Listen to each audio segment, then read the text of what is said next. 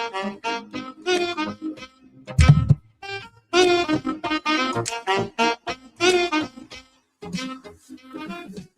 right. We're going to hope and pray the internet works today. How we doing? We got a show you folks today. And we got options. So if you know it gets weird, if the internet gets funky, let me know.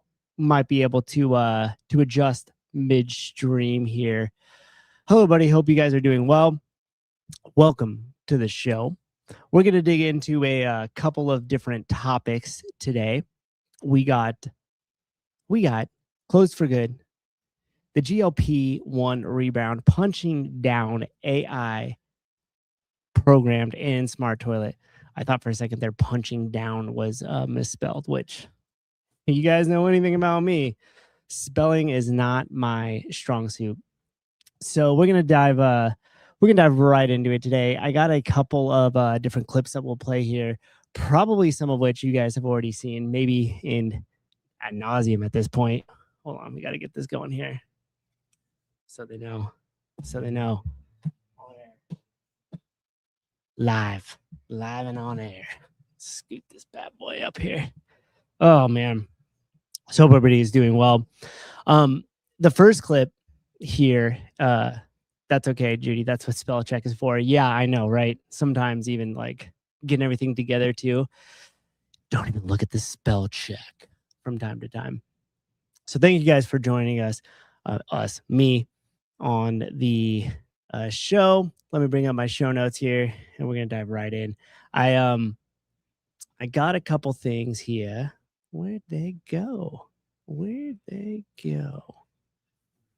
Let's bring it up.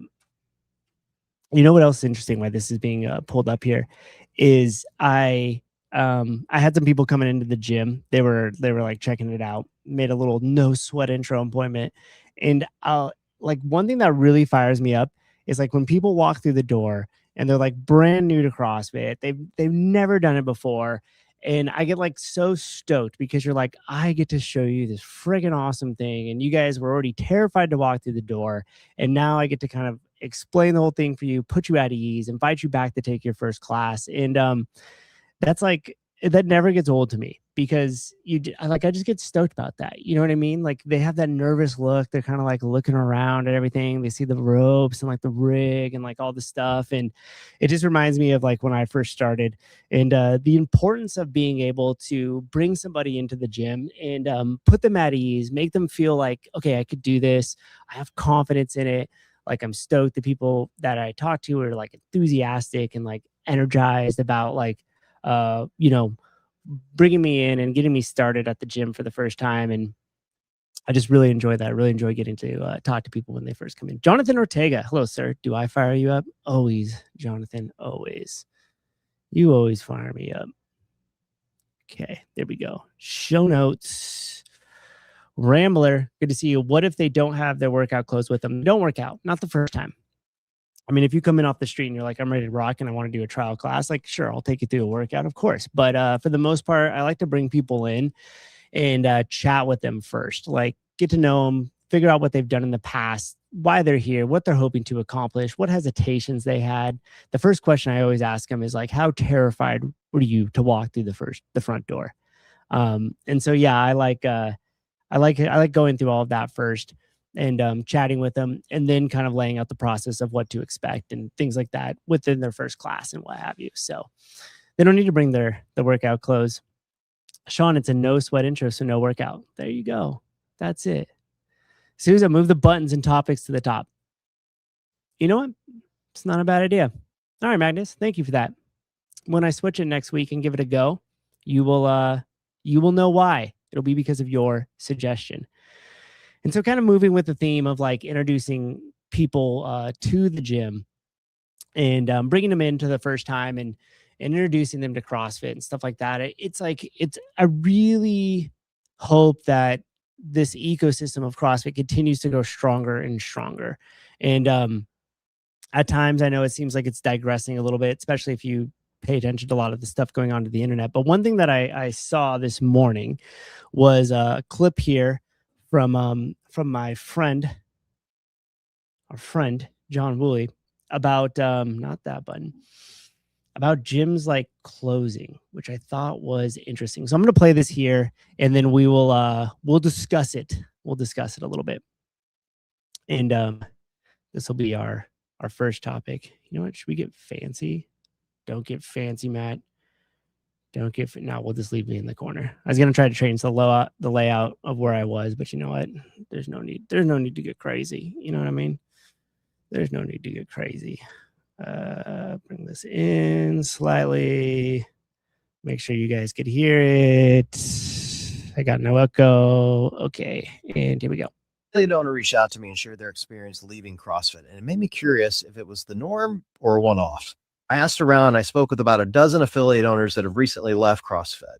All their reasons they left were varied and unique, but as a group, the experience they had leaving sounded almost identical across the board. But there was one part that was surprising to me. Most of it happened as you would expect. They'd notify CrossFit they were leaving. CrossFit responds with a message saying your affiliate rep will be in touch. And then shortly thereafter, you get a pretty strongly worded legal notice outlining everything that needs to be removed.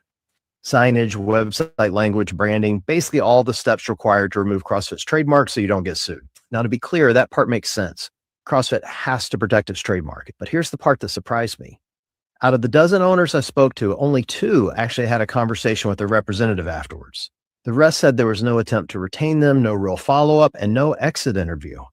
That part felt strange to me because affiliate fees have historically been CrossFit headquarters' primary revenue stream. You think there would at least be curiosity, not necessarily to convince someone to stay, but to understand why they're leaving, especially considering community and relationships are such a big part of the identity of this brand. Now, that's not a criticism as much as it is an observation, but it does raise an interesting question. If affiliates are the backbone of the ecosystem, what happens when feedback only shows up after they're already gone? What do you guys think? Can CrossFit learn from this, or is it goodbye and good riddance?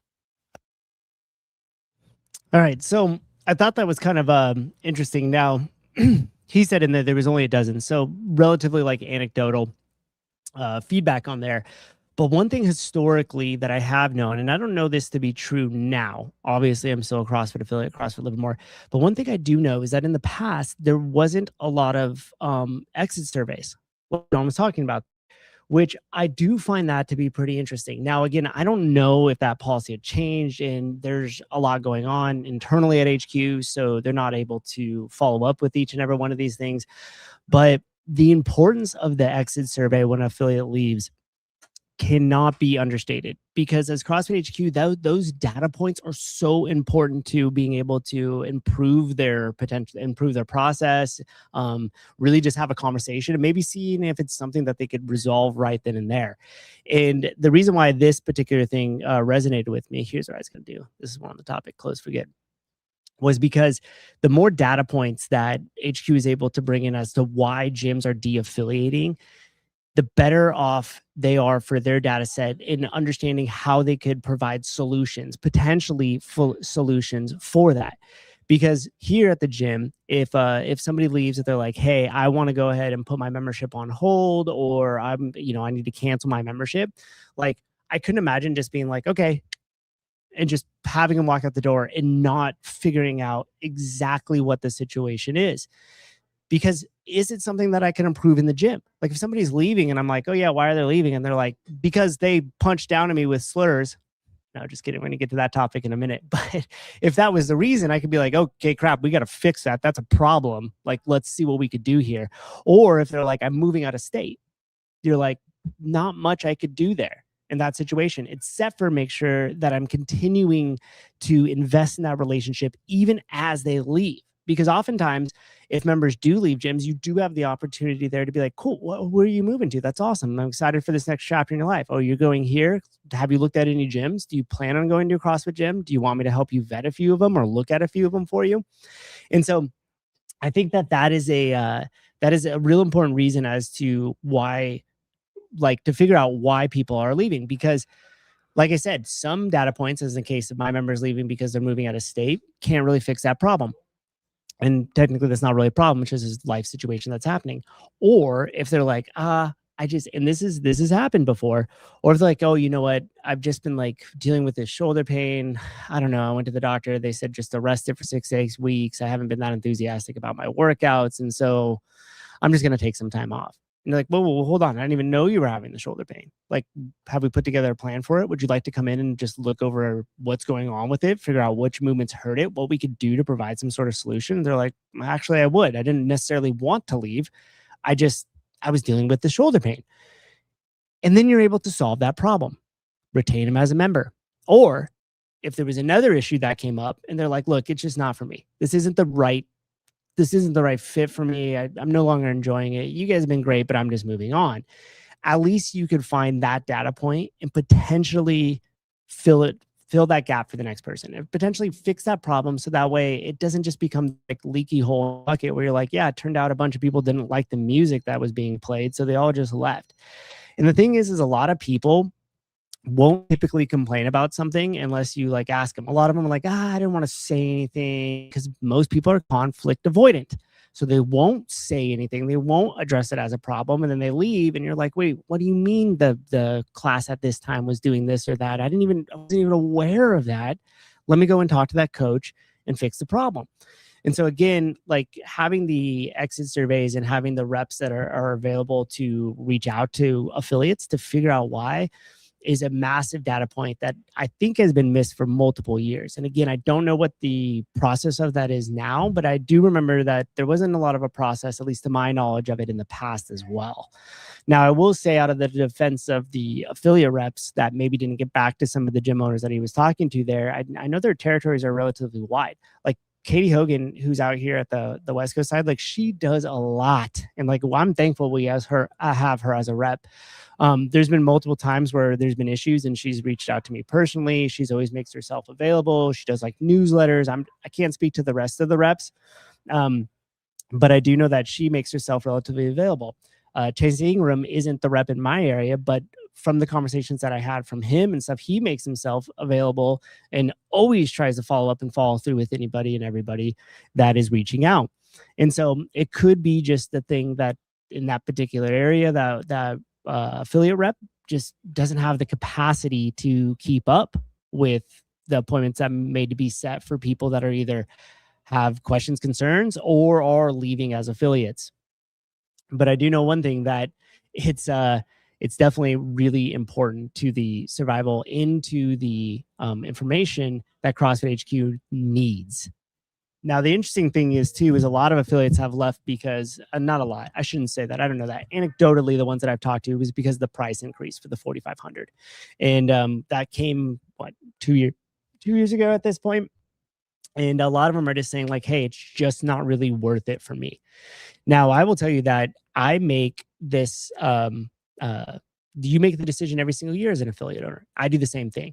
And it's not that hard to just go to like your Google Trends, type in exactly like CrossFit near me in your local area or CrossFit, and see what that is trending like against gyms near me or High Rocks or any one of these other things. And I know that in California, CrossFit's been around for a long time. I mean, and I mean that in a way like there's been a lot of gyms in this area for a long time, a lot of CrossFit gyms in this area for a long time. And a lot of them, the search is still worth it. Like that one thing, if you're talking about like lead generation, having the name CrossFit above your door still makes it worth the $375 a month in terms of how many people are going to search CrossFit and walk through the door versus where your membership is at. Now, is that digressing from 10 years ago? Like, yeah, significantly, right? Because popularity, because the lack of media, like, the list is there, but it's still worth it. And so being able to have that on your door and then test those things out for yourself as an affiliate owner is also data points that you need to make sure that it's still viable. And personally, I think especially with the open and the games and just being tied to that community is important, and something that I like to do and represent here. Peter, what's up? I think you're meant to just shout good riddance, never needed you as they leave. Same with members or ex-girlfriends. Yeah, just burn the bridge, baby. Burn the bridge.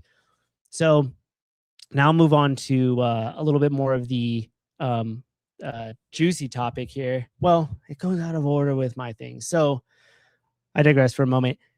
When I think about the GLP-1s and the rebound of what we're seeing happen inside the fitness space as a total, is we are looking at a shift to, like, rather than like weight loss as like the goal, it's like almost like weight management and drug management, so to speak. Because I've had a handful of people, going back to not the people that just came through the door now, but conversations that I've had with people that I've walked into the gym, that after we kind of go over their goals and different things, as they kind of the conversation develops, maybe there's a little bit of trust developing there between me and the new person that's coming in. They go, okay, also, to be honest, I just started a GLP-1.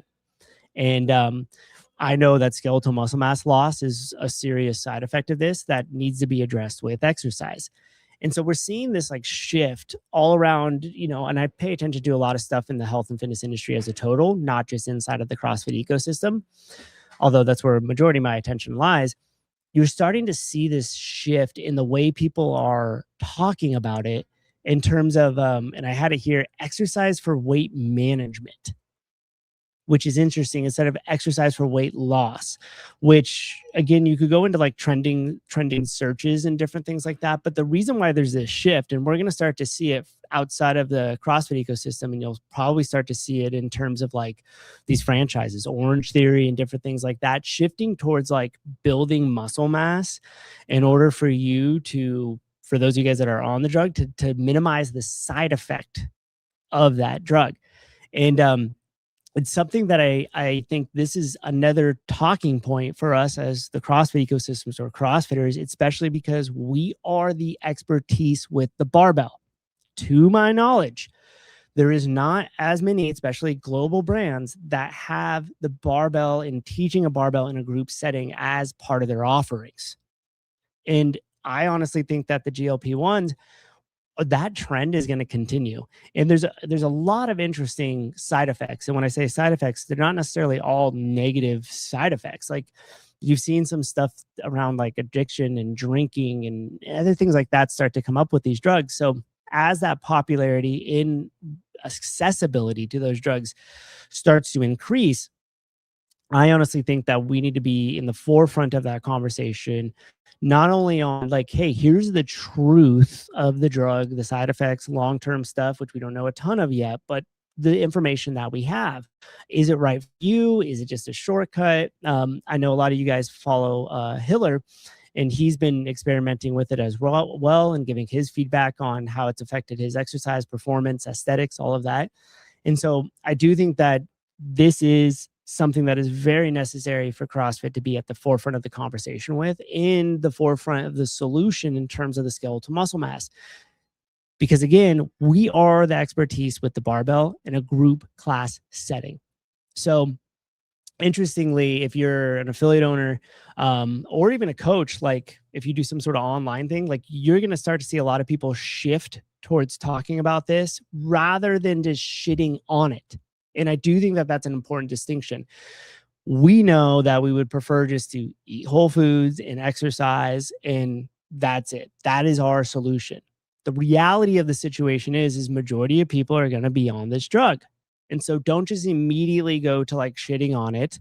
Figure out exactly what information that you can gather on it. So when you're having conversations with people that are on the drug, they're going to be comfortable talking to you about it. Because if you just come out hard, like if you take this drug, you're an idiot and it's a shortcut and blah, blah, blah, blah, blah, blah, blah, blah, blah, then they're not going to tell you that they're on it, right?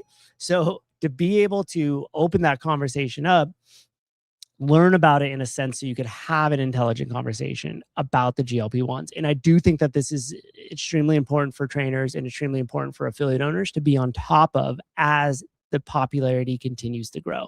And you'll see this weird thing. And I found this here and I just thought it was interesting. So that's why I'd share with you guys, with the official rebrand in major health organizations, right? So how is that classified? It's like, Planet Fitness, 24-hour fitness, like all of these major LA Fitness, all these major global gym conglomerates. And you'll start to see that trickle down to the health influencers and the trainers and what have you, that they're going to start rebranding from exercise for weight loss for exercise for weight management. And it's just interesting how those words tend to shift a little bit. But again, this isn't something that I think we should necessarily just immediately go to hating on, right? Because how many of those type people are we going to immediately alienate and we could actually help? And to be honest, if you're somebody who is addicted to processed carbohydrates and you are obese and you are having a tons of health problems, if getting on this drug jumpstarts you and gives you a quicker result and then brings you into my gym, that could be a net positive for that individual and for the gym owner that's getting people that normally wouldn't step foot in the gym that might be doing it. So start to think about how you could utilize this to your advantage rather than just immediately going to hating on it.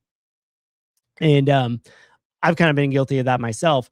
But as we see this shift occur, it's an easy lead magnet. Like, hey, you're on GLP-1s, like maybe don't come out that hot, like you're on drugs, but like, hey, 10 ways to increase skeletal muscle mass, foods to increase skeletal muscle mass, right? Like find a way to have that conversation. That'll also help people and help bring people into your gym. Now, I like that because now we're going to segue into the I think there was like 200 something comments on it, into the punching down, the clip that John Woolley made. And it was funny because like he didn't necessarily like reference Taylor in this, but he like referenced Taylor in this too. And then of course like the comments went going, right? And I have a few opinions on this, hence the opinion show I have here. And so I'll play the clip and then I want to kind of give my 2 cents on this as an affiliate owner perspective. And it might be a little bit different than necessarily just like some of the takes that were happening into there in the comment section. Okay, let's get to some of these comments and then we'll go on to that second part. Magnus, GLP-1 is like now taking your vitamin C pills. Meet a friend of my wife that was on it and she was not overweight like fat, but still on it to slim down. Absolutely. You will probably see more people utilizing it for like slimming down or getting rid of like that stubborn belly fat than you will necessarily the individuals that are, obese and need it for health reasons to get themselves into a manageable weight. Slater, what's up, dude? One of my fellow firefighters is on Retta. Is that how I said that? Retta. And he looked like his soul was taken from him. That's not good. He should probably get that checked out. Okay. Jason Miller, I still find it interesting that meat is a GLP-1 against and way cheaper than an injection. You know what else is interesting? And I'll digress slightly with this is like they put out certain drugs, they being the government or health institutions, as free because they're life saving. You guys remember that? But you could argue that the GLP-1 for some is under that same category and not exactly free. Pretty expensive. We're getting fired up with a C4 today. Not an endorsement. They don't sponsor me. No one sponsors me. Dang it. Keeping it real. Grant, I hope I did a workout live last week on my YouTube channel last Friday. And I called you out in it. I was like, oh, Grant's probably going to watch this and try to beat my score. For the record, my stomach hurt that day. So if you beat me, no, I'm just kidding. How's the weather in San Diego? I wouldn't know. I'm in the Northern California. All right, so let me go back real quick, bring up the show notes here. So we're going to get into the punching down. This is the juicy drama of the CrossFit space right now, the talking points of the week, the flavor of the week. Is this the right one? Wait, bro. Add. Is it showing up on your guys' end? Why isn't it showing up on my end? Can you guys see the share screen right now? It's not showing up on my end, but StreamYard, I think, has been having problems. Let me know before I play it because I want to know that you guys could see what I'm going to play. No. Oh, man. Okay, we'll try it again. Let's try it. Not seeing anything. Yeah, me either on my end. Let's see. There we go. Okay, now we got it. Thanks for the feedback. It's been doing that from time to time. Okay, here we are. And Mr. John again. Keep seeing in my feed lately. CrossFit influencers, or at least people trying really hard to be, using being gay and or a slur for mentally disabled as a punchline. Basically leaning into stereotypes and making jokes that boil down to gay equals weak or using the R word to emphasize someone's lack of intelligence. Now, I'm not coming at this as someone who doesn't understand humor. I love dark humor and have made plenty of jokes on here that completely got misunderstood. That's showbiz. But what I don't understand is how we've gotten to a place in our community where openly mocking marginalized groups or punching down for a laugh is met with barely a whisper. The easy answer is to not follow these accounts. You can just scroll past them, chalk it up to people chasing cheap engagement. But some of these same influencers are collaborating with CrossFit itself, and this is where the bigger issue comes in. It's the same thing I've talked about around partnerships. When brands, events, or CrossFit itself shares, promotes, or collaborates with influencers, whether intentionally or not, you're approving all of the messaging that comes with them. You're tying your brand to their brand. And at some point, you have to ask, is the short-term reach worth the long-term association? Because when people see content that feels homophobic, stereotypical, or just insulting to groups of people, that doesn't stay with the influencer. It reflects back on everyone connected to them. And if we're going to claim to be a community built on unwavering standards, then those standards should include the leadership of the organization, common decency, and how we show up to treat each other. What do you guys think? Leave your thoughts in the comments below. All right. So a couple things that we'll dive into with that. First and foremost, like I tend to think about this in the way that I am in the gym. And the reason why I like to think about it that way is because there's a very different take that individuals will have when you are online in this creating entertaining content, like let's say, or just content in general, versus the conversation that I would have with people and the tone that I would use and the jokes that I would use, that I would be out there on the gym floor in front of the whiteboard. And so I think that first distinction like needs to be made, right? Because there's times here where like, if we're all on the podcast, and what I mean by we're all, like if I'm at the house and like when we have at the games or something, right? And I have like Taylor, those guys with me and all of us, like the way that we joke around and things like that, that is still on camera, that is to display, is exactly the way we would be when the cameras were off and we were just around each other. And that type of humor, that type of making fun of each other, the type of language and what have you that is used there, like I could see how people would get pissed off about that, especially too if your radar is always up and you could see in the comments section of people like looking for reasons to be offended or looking for reasons to defend other people. Now, maybe that makes them feel good about it. Maybe something had happened in their past that makes them extra sensitive to it or different things like that.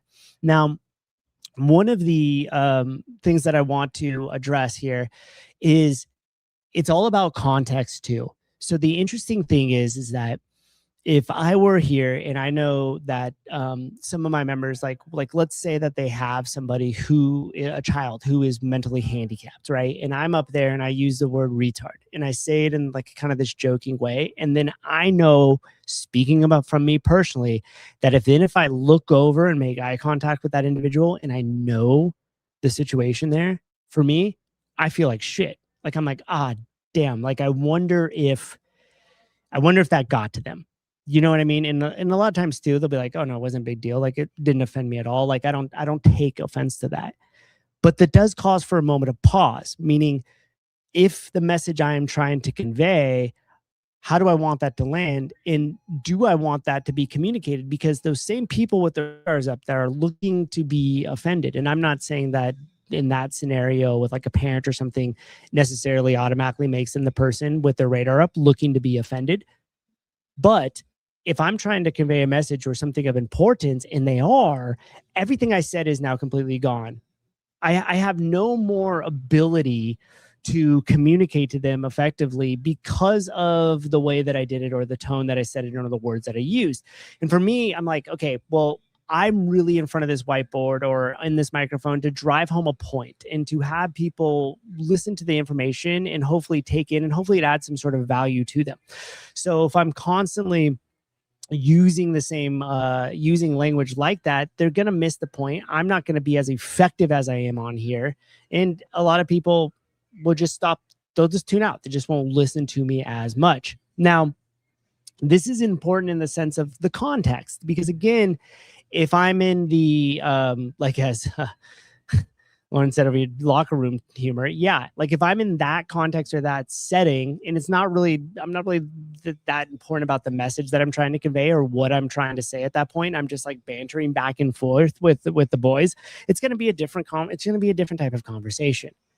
And so I think one of the things here is like that's kind of a blanket statement of the punching down type thing, like using the word gay or faggot or retard or something in this negative sense. Now, there's two different ways to look at this too. And it was talked about in the comments, saying number one, well, if I think that that is talking down to somebody, I'm automatically associating those things as negative, or I meant them as negative. And maybe that wasn't necessarily the case. Or maybe I'm using those words in a different terms or different settings that isn't necessarily speaking to those individual groups, but just using it as like a phrase that I would outside of the normal context and meaning of them in terms of trying to like be hurtful towards an individual. So the context matters a lot. But with that being said, so does what I'm trying to accomplish. So again, for me coming in, it's like I want my message to be heard, and I don't want things to be misconstrued because of the different type of things, the different type of ways words that I used during that time. And because I think your message just gets lost. And then it becomes this muddied like mess here of like, oh, don't use those words, use those words. I think like something Chandler Smith said was like, you tolerate is what you validate. And all of a sudden it just like comes into this total like divide about it. And the actual message is completely lost. Another example I would like to use was when over the weekend, when Taylor was asked to come into the competition, and then individuals started yelling cheater at him because of the peptides and stuff like that. Taylor knew when he walked onto that competition floor that his score wasn't going to count. Therefore, there is no cheater. The conversation's over. It's like, hey, yeah, if he was taking things and was lying about it and then went onto that competition floor and podiumed and found out that he was taking banned substance, quote unquote, that would be an issue. That was not the case at all. So then to yell something like cheater at him completely, like, now you've just pushed it back into this mess of like that conversation and not the actual thing that those people were trying to convey, which is like, hey, wasn't he on a banned substance list and shouldn't he be on the floor? Which is easily solved by the event owner saying, okay, yeah, then his scores doesn't count and he's just coming in and basically doing it for fun at that point. The conversation's over. His score is not going to affect you. Therefore, there's no possible way he could be a cheater. And secondly, he wasn't hiding anything. So then to go on to name call and act that way from the individuals that did that to them, they've completely, like, the argument is no longer whether Taylor should be on that floor or not. The argument was like, why are those people acting that way? And then of course there's going to be some sort of retaliation with that, right? So when I think about the influencer part of it and association with that, to me, it goes back to the message in the context. It's like, well, what are they associating with? That brand, that one phrase, those words, that context. It's like, it muddies it up a little bit. So in my opinion, I don't use that type of stuff like in front of the class over here because I want my message to be heard. And I want it to be heard by a wide variety of people and not get misconstrued because of a slur I used, or it's not a slur, or someone's going to be offended by it, or whatever the case. And the thing is that these, like, the middle ground on these conversations are damn near impossible these days. Impossible because of the situation that the political climate that is now kind of just taken over everybody's mind. And that's one of the things that like drive me nuts. And I won't go into my opinions on this because I honestly think the whole thing's construed so that way we fight each other rather than really understand the actual problem. Again, I won't go into to my take on that, but let's just say it has a lot more to do with economics, I think, than it has to do with social differences, let's say. And so you have the people with the radars up, and those same people with the radars up are the same exact ones that are willing to fight and die for their team. You're wrong, I'm right. You're wrong, I'm right. And again, the message just becomes lost. So for me, I'm not too worried about the words that you use. I'm not going to get stuck on them at all. But at the same time, I could understand why you would not use those words to widen your message.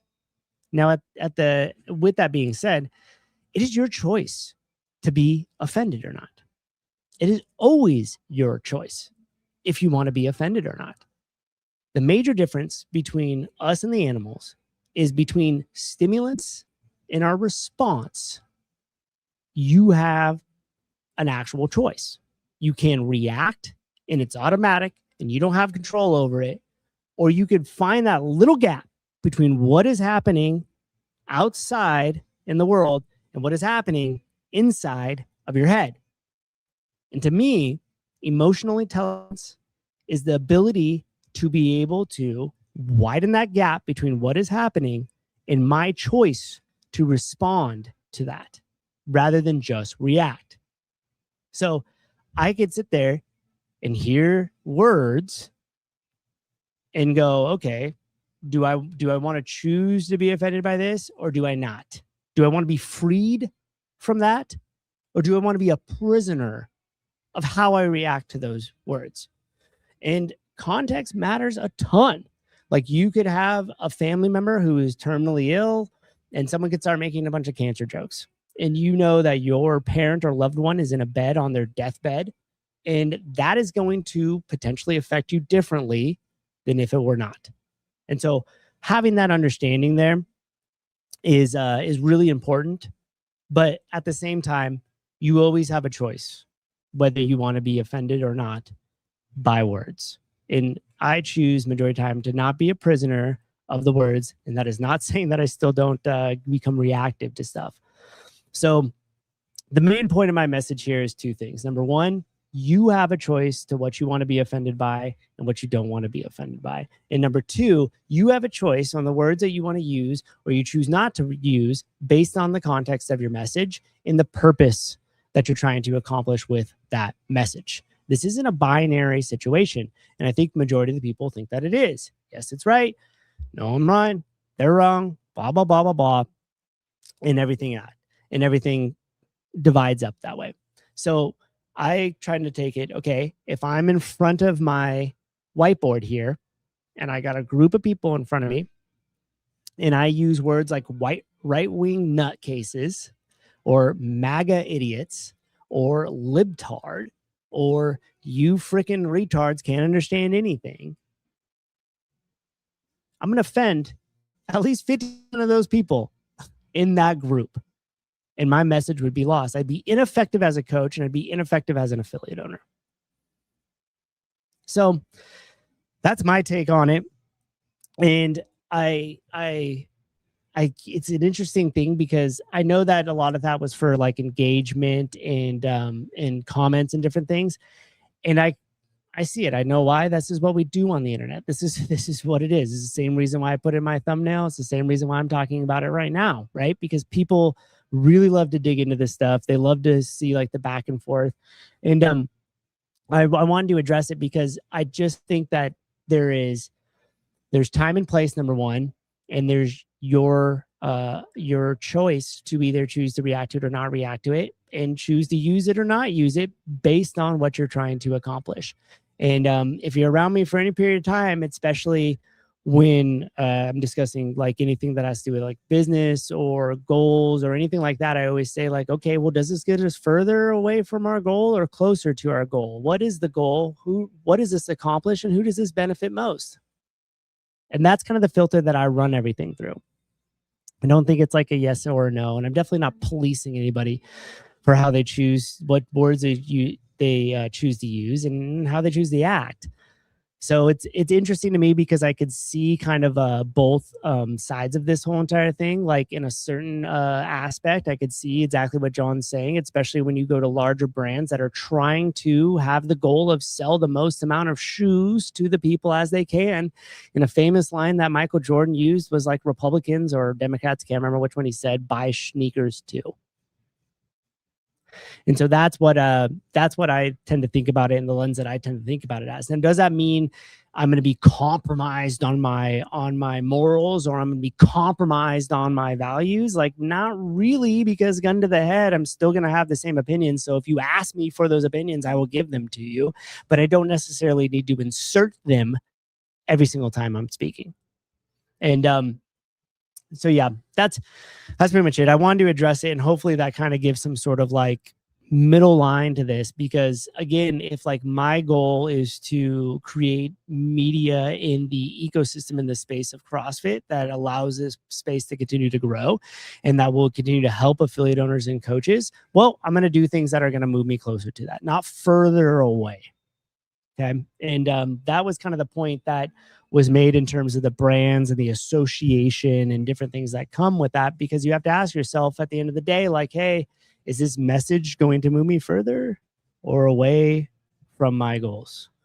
All right, so let's look through some of these comments and we'll move on to the next thing. Chase in the comments. What's up, man? Being offended is a choice. Oddly enough, so is being an insufferable douche. Okay, yeah. So if I take BPC 157 like Taylor, I will win the games, right? Slater, I wish, because I would take that shit and I wouldn't tell anybody and I would win the games and I would sleep like a baby at night. Damn right I would. Just get that BPC 517 in me. And if you do it, go to biomaxpeptides.com to get it.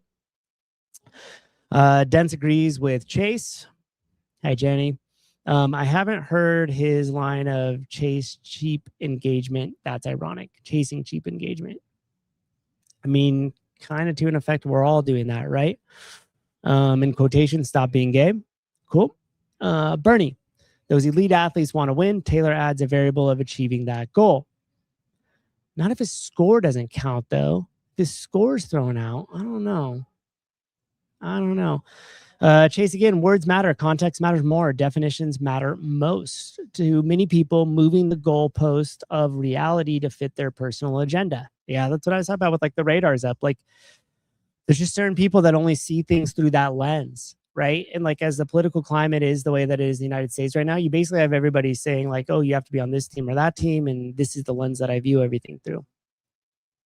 CrossFit's Greg's use of 4-letter words made me love what he was saying even more. Most of our members, their brains shut down and don't even hear them, which is unfortunate.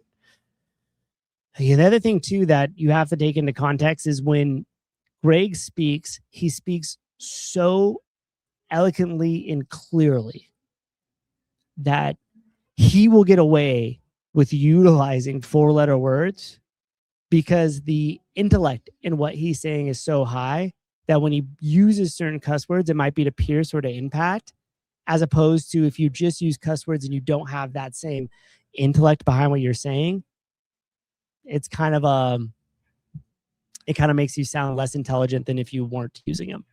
So you have to kind of take that into context. Like, you know who else is interesting in that case is Tony Robbins. If you guys are watching of his stuff, he's very like clear in his communication and all his psychology stuff, but he uses cuss words quite a bit. And so sometimes you might do that to like break pattern on somebody or to do it intentionally. But I do think that it really matters in terms of the way that you're already like conveying your message to whether or not people would be turned off by it. I don't even say your name. Vishra. I did brush my teeth with BPC 157 every morning. Well, okay. The more sparingly you swear, the more effective it is. Agreed. Like if you like Gary V, for those of you guys that know who he is, like the marketer, like he uses like the F word like every 2 seconds. Like he's always like F this, F that, F this. Like for me, sometimes I like get turned off and then just get honed in onto how much he's cussing, and I miss the message a little bit. And I don't care what words you use, but it is interesting how that will affect the message greatly. It really will. So context matters. Like Chase said, definitions matter as well, but also too, like, what is your end goal? Like, what are you trying to accomplish, and what is the message you're trying to convey? And if you just want to reach a certain group of people or something like that, then cool. You know, you don't have to worry about it as much. But if you want to really reach the widest amount of group of people as you can, and then move them in a direction, like even if I'm trying to convince you of my belief or the way I see things, I'm going to even use my words a lot more carefully, because I want you to be able to be open to that. And if I do things that are immediately going to shut down that conversation or shut down your ability to be open to that, like the conversation's over before it started. So that's my take on that. Now, the AI world is upon us, and it was funny because I watched Hiller's thing with Mason, and they did a podcast, and one of the things that I think it was Hiller that said it, he's like, what if Dave came out and was like, typed in a bunch of prompts into ChatGPT and was like 26.1 was, and whatever like popped out of there was the workout. So that got me thinking a little bit. Like there was another week in review where Dave talked about using AI and programming and different things like that. And I think right away, majority of us go to utilizing AI to come up with the workouts. Now, I've used AI for my programming, but maybe not in the way that you think. And I hope this helps you guys kind of assess programming and other stuff. I keep track of all my workouts. In fact, we'll go off script here. You guys want to see them? You guys want to see the way that I do it? We're going to let you in. Since Pedro has this whole affiliate show with these three other guys and never invites me on because he must fucking hate me or something. I don't know. See, I used the cuss word right there. Why? Because I'm upset. Okay, so this is what my gym programming looks like here. And this was last week. So we had these workouts, 10 rounds per time, 3 wall walks, 5 power cleans at 135, 7 bar facing burpees. The next day we had 215 on, 215 off in intervals. And then the reps climbed 8 overhead squats, 8 toes to bar, 10, 12, 14, 16 with max effort bike calorie at the end. Zoom in a little bit. Wednesday was a heavy day. Every 2 minutes for 8 sets. We did 3 thrusters from the rack. Thursday we did Jerry.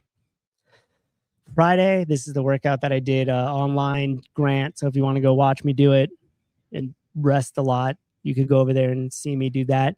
Is a 14-minute AMRAP, 7 handstand push-ups, 35 drag rope double unders, 7 snatches. Every 2 rounds, the weight increased.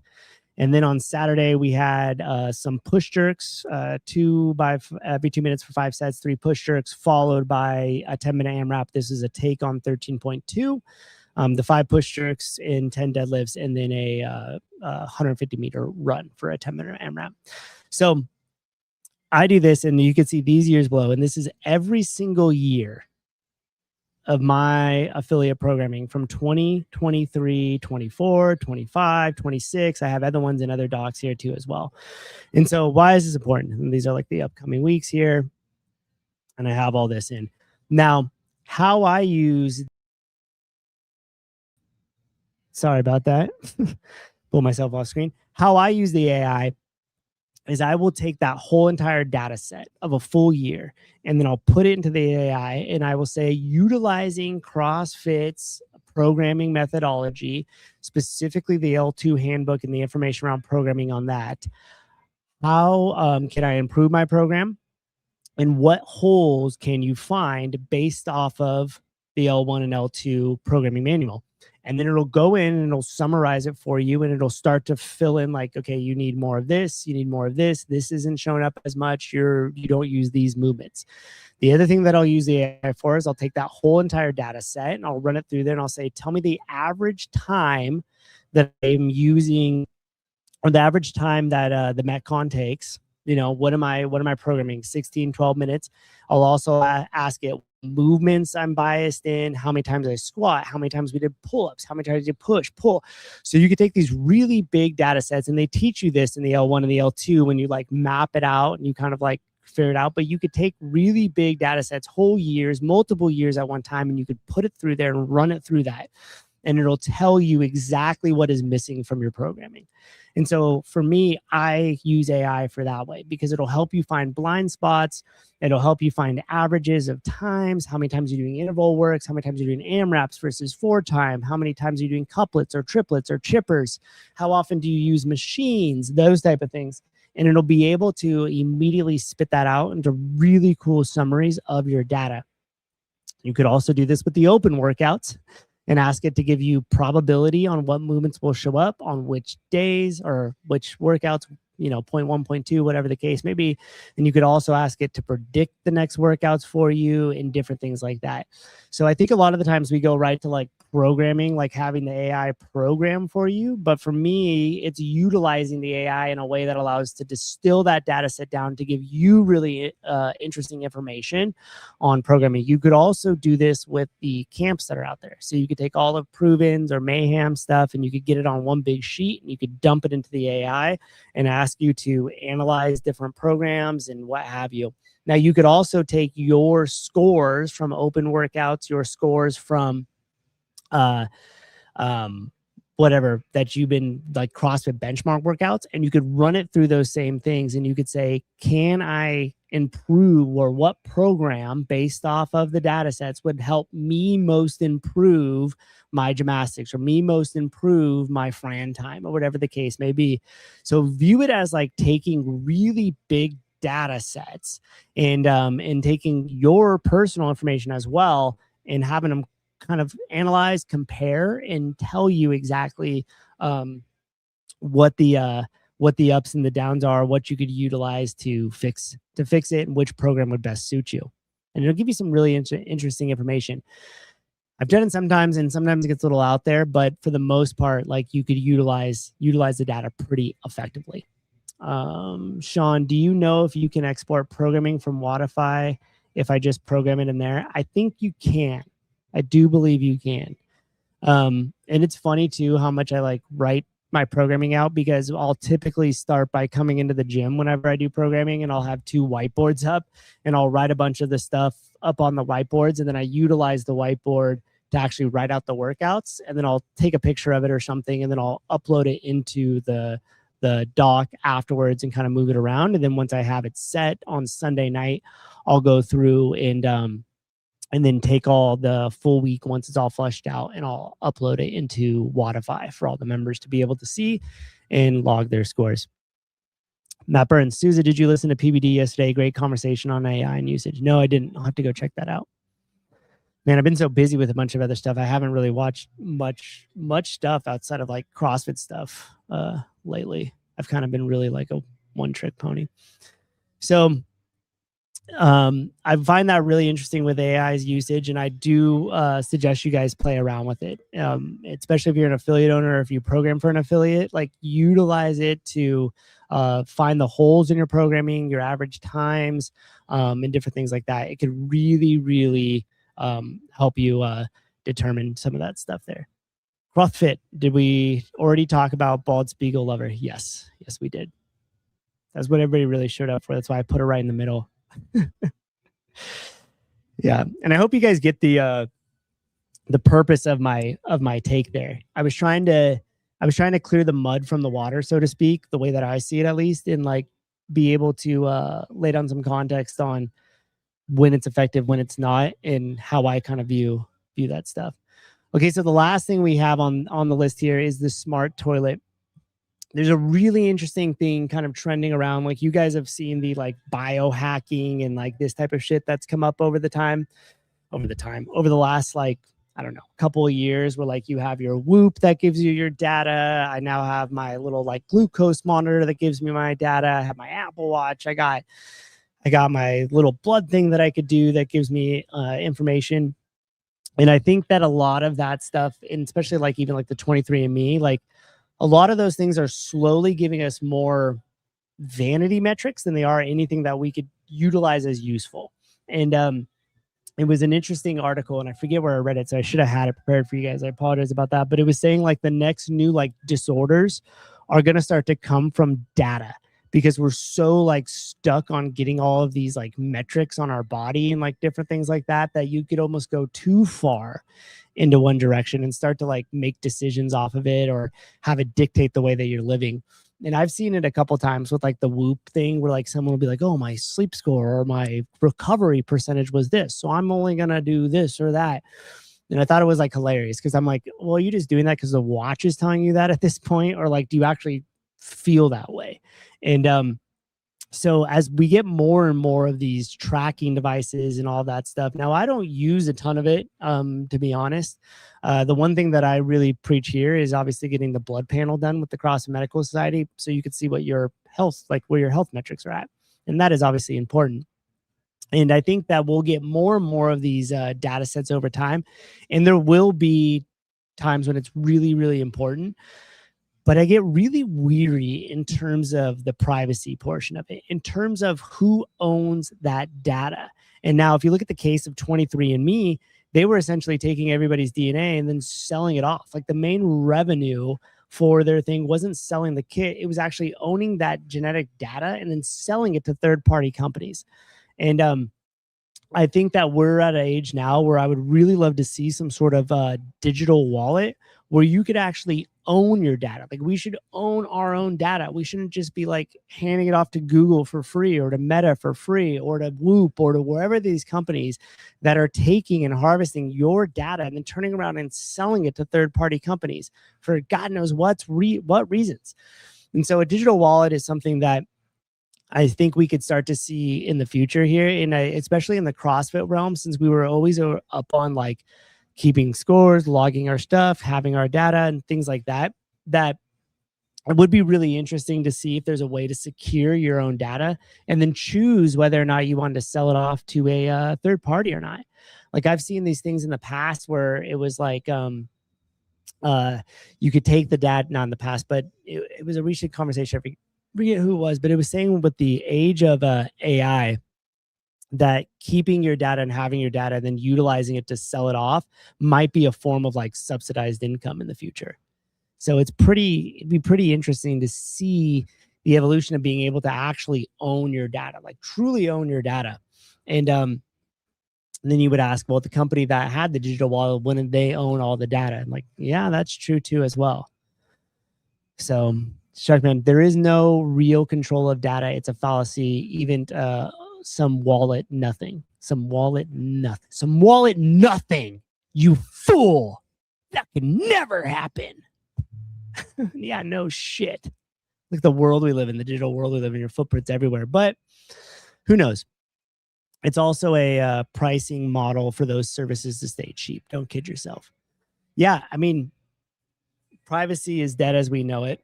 Like, yeah, you could easily make that argument, like between the cameras that are just out and security cameras, the Ring cameras, like, you know, the Super Bowl commercial was super popular with the, oh, I lost my dog. So all the Ring cameras formed a network and found the dog through AI technology. All I saw was like, you're under surveillance 100% of the time. The thing is, though, is like, if that's going to be the case, but there was a digital wallet and it did benefit you, even like 20%, wouldn't you have the 20% or be able to potentially have some sort of income from it than not? Or at least have some control of ownership. And maybe the ownership is it just shows you where it's sending it, even though you can't stop it. So I don't know. Maybe Shuckman's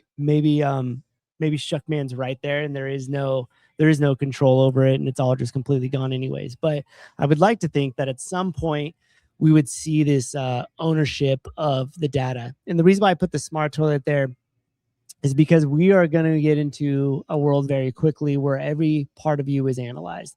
And so you will go to the bathroom and that toilet will analyze all of your shit and your pee and be able to spit out a report and tell you, hey, your hydration's level, hey, your nutrition's off, hey, your this or your that's off as well too.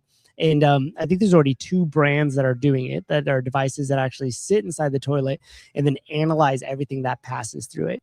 And so that's kind of crazy when you think about it, because what if you had one of those at your house and like you just had some guests over and they came and used the bathroom and you got to report them and you're like, oh, hey there, Jason Bourne, you're actually pretty deficient on iron, buddy. You better get it. It's like, how the hell did you know that? Like, oh, you just took a shit up in my upstairs bathroom and we have the device connected up there. So I was able to read off your your nutrients and what's passing through the body here.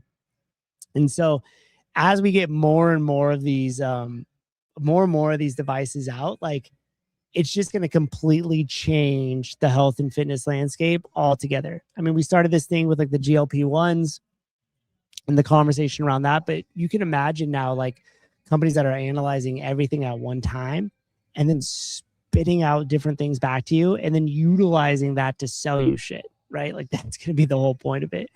So it's going to be crazy. This reminded me of when I was looking through the story, is like, and I don't know this to be true, pretty sure it's true, is that when the president like visits other countries and stuff, they actually collect all of his bio waste. Like, anytime he goes to the bathroom or anything, it's like collected up in a bag and taken back for this exact reason.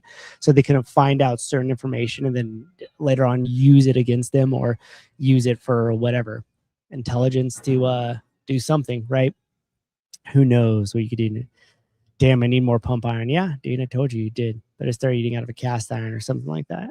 That'll help out. So anyways, wanted to end on the smart toilet there and the biohacking. Just forget it. Just throw it all out anyways. Throw it all out anyways. You don't need all the fancy things. Just do the work.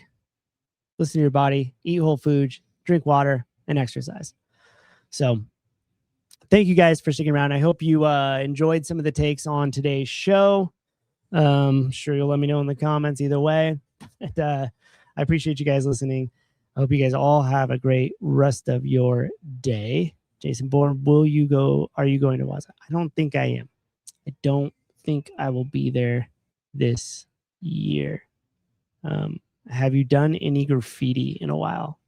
No. I have not. What are you, the cops, bro? What are you, the cops? Talking to you? No. No, dude, it's been a lot of years. It's been a lot of years. Steph, hi. Watching the show. That's nice of you. All right, guys. Have a great rest of your day. I hope you guys enjoyed it. Hope you guys got something out of the take. I hope you remember you always have a choice between stimulus and response. It is actually the only thing that separates for the animals. So use it wisely. And I hope you guys all have a great day. And as always, be good to each other out there. Bye-bye. Here's why you should be proud to be doing Sentinel training and strongly consider joining if you're not. Other programs use long-term repetitive cycles. Sentinel uses 4-week varied progressions, while other programs often slip into movement redundancy or recycle entire training blocks. Sentinel stays true to the CrossFit methodology of constantly varied functional movements. That methodology also guides us in delivering intensity with minimal effective dose, where others favor volume, misrepresenting that as value for money. If you want a hands-off approach with minimal coaching or review, stay where you are. If you want level 3 trainers who care about your progress and test the workouts for you, reviewing your videos, offering coaching and feedback, then you need us. You need Sentinel Training. Start your free trial at trainsentinel.com.